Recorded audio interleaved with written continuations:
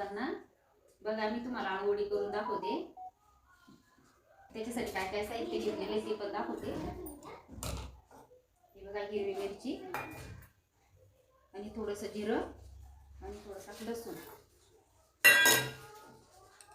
आणि हे बेसन पीठ घेतलेले आहे. काय आळूवडी प्रत्येकाच्या म्हणजे काही जणांच्या घशामध्ये असं खवखव होती ना, त्यामुळे आपण आता याच्यामध्ये अशी काही स्ट्रिक वापरणार आहे तर त्यामुळे घशामध्ये खवखव होणार नाही. मी तुम्हाला आता बनवून दाखवते. मी बेसन पिठामध्ये टाकून घ्यायचं, थोडीशी हळद टाकायची. तर हे बघा या पिठामध्ये मी एवढा लिंबू टाकते, कारण लिंबामुळं आपल्या घशामध्ये खवखव होत नाही. हे बघा लिंबू टाकून घेते मी त्याच्यामध्ये.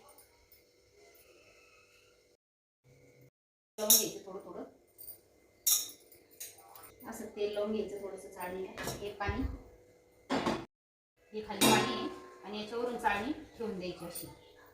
बघा ही आळूचे पानं आणि हे पीठ. पोळी आवडती पण अनेक जणांच्या घशामध्ये खवखव होती ना, तर ते टाळतात खाण्यासाठी. पण टाळायची नाही, लिंबू टाकायचं त्याच्यामध्ये, घशात खवखव होत नाही.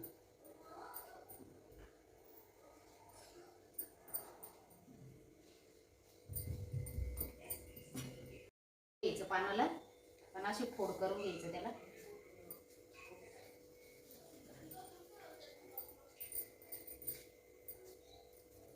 हे बघा अशी फोड केली की या चाळणीवर ठेवून द्यायची. अशा पद्धतीनेच करतात आळूवडी. तुमच्याकडे कशा पद्धतीने करता नक्की कमेंट करून सांगा. तर हे बघा खाली पाणी उकळतंय, त्याच्यावरून आपण ही चाळणी ठेवली आणि अशा वड्या करून ठेवल्या. आपल्याला पाहिजे तशा कट करून घ्यायच्या अशा. याच्यावरून झाकण ठेवायचं आणि चांगले उकडून घ्यायच्या याला. आपल्याला पाहिजे तशा कट करून घ्यायच्या अशा.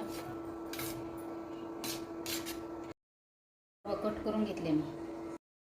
तेल टाकून घ्यायचं, जास्त तेल टाकायचं नाही, थोडं थोडं थोडं थोडं तेल टाकायचं.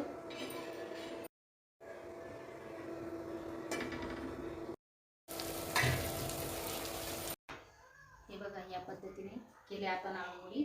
याच्यामध्ये फक्त लिंबू टाका, लिंबूचा रस टाकायचा, घशामध्ये खवखव होत नाही आणि जे न खाणारे ते सुद्धा आवडीने खातील आळूवडी. आवडली तर कमेंट करून सांगा बघा आणि सबस्क्राईब करायला विसरू नका.